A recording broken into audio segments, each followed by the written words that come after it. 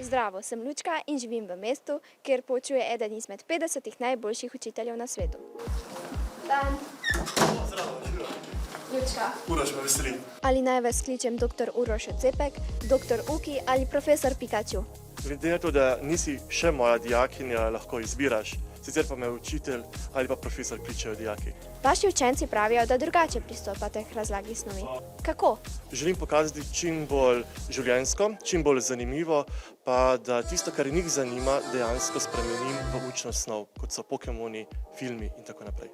Kdaj učencem pogledate skozi prste? Trudim se biti pošten, vendar vedno nagradim trud. Imate kdaj koga na piki? Moram reči, da ne, ampak včasih tudi. Kakšni učitelji so vam v osnovni šoli šli na živce in kakšni so vam bili všeč? Predvsem sem imel rad učitelje, ki so inovativni, ki so energični, malo manj pa sem imel rad dolgočasne. Z učenci delate različne projekte, naprimer slikanje z mislimi. Zakaj takšni projekti?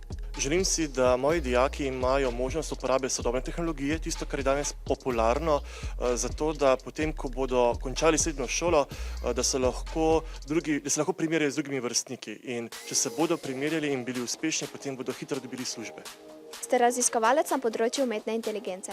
Ali pa umetna inteligenca kdaj lahko zamenjala učitelja? Mislim in upam, da ne, lahko pa je njegov pomočnik. Ministrstvo se ukvarja z digitalizacijo šolstva. Kaj vi predlagate?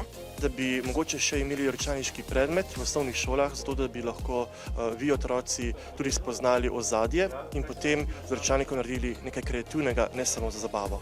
Upajmo, da bo dr. Uki tudi uradno postal najboljši učitelj na svetu. Čeprav njegovi učenci pravijo, da je to za njih že zdaj.